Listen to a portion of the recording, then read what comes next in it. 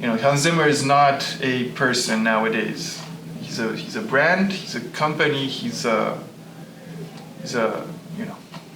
behemoth in a sense in the music industry. Because he's so big and his name is more than the person.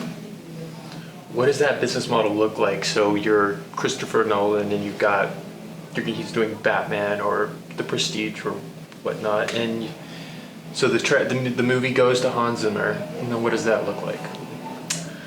So if you're, I guess it depends on the project, right? And it's, in a sense, it makes sense. So you're not gonna be able. Usually, when you write a soundtrack, you don't have a lot of time, especially as an emerging composer. The movie has to be shot, has to be edited. It's quite stressful for a composer to work on a movie because you have to work on the cues. You can't have the musical cues to the second, the millisecond, whatever, until you have the movie edited, right? So then you could write every cue based on that duration.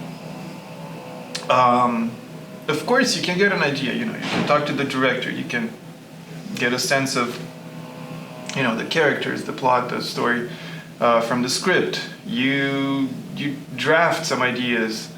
You don't really do a lot of the work until the movie is ready, and that time frame is anywhere between 2 weeks or maybe a month until the movie is released. A lot of people say, yeah, I got the movie and the posters were already printed. So it's that kind of like pressure, right? It's stressful. So for the origin composer, that's a baptism to fire. In his case, and that's probably how he started. I don't see any other way. But now, because he is not just by himself anymore, and I'm not talking about assistants I'm talking about his company, which has a very interesting model of running. So I think it's called Remote Control Productions. And he hires composers. He hires composers to work on his projects. He allows them to work on their personal projects as well under their own name. And then those composers kind of act like assistants on his projects, but they also have their assistants, and their assistants have their collaborators, and their collaborators have their... It's this entire kind of like industry trickling down to God knows who, on the face of the planet, really. That's not necessarily film music, it's a lot of music in general, where producers hire talent on different terms of hiring that talent. So when we're watching, like, say, Batman Begins, that beautiful score, how much of that, I guess, is there a way to know how much of that is Hans Zimmer? Or? There is no real way of knowing. You don't know if he came up with the melody, like one line, and then, there was somebody else orchestrated. You don't know if he came up with some chords. You don't know if he came up with a concept, not even something that was, musical in any. So there's virtually no way of knowing. With other movies, especially. So I was thinking about the superhero movies and stuff like that. So there are moments, for example, in let's say a movie like Inception, right?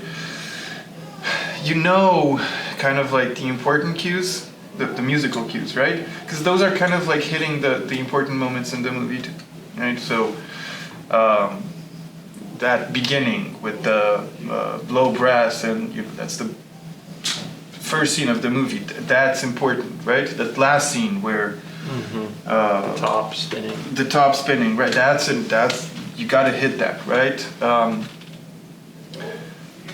I guess those would be. He would have his hands a lot more on those key moments than on, let's say, an underscore to chasing. And how do you know about this again? I've collaborated with different people in the past. I have some acquaintances who actually wrote cues for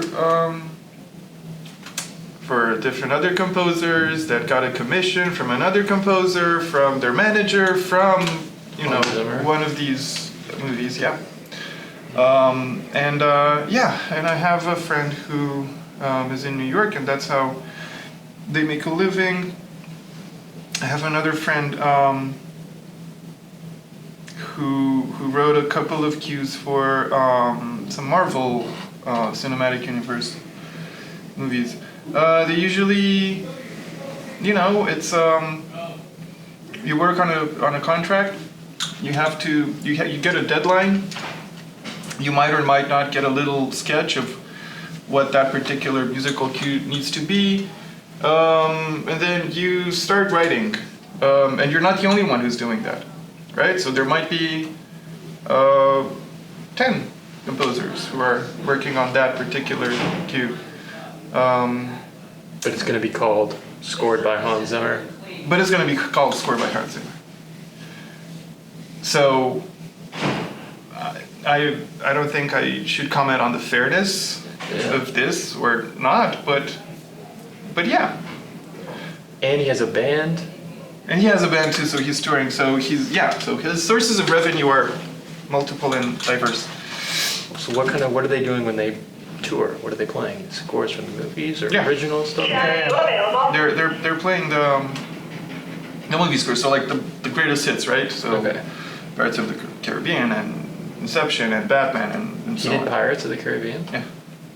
Do you think, and that was under this model, so we don't know how much of that We don't. was actually written by Yeah. Hans Zimmer. Yeah. This is Jeff. Again, the main themes, I'm pretty sure he writes, right? So something as iconic as he's a pirate from Pirates of the Caribbean, right? Or as iconic as the theme from Batman, right? Or the Joker's theme, or the stuff that. So I'm positive he does a lot. I know he does not do everything.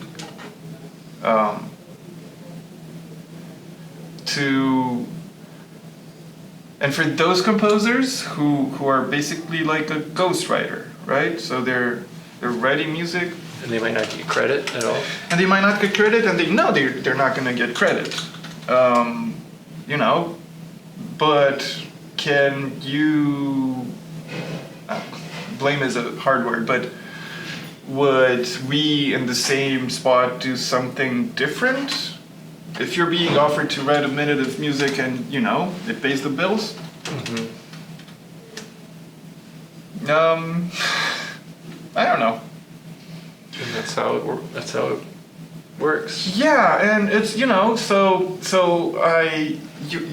gonna get a very good idea. So as a musician, right?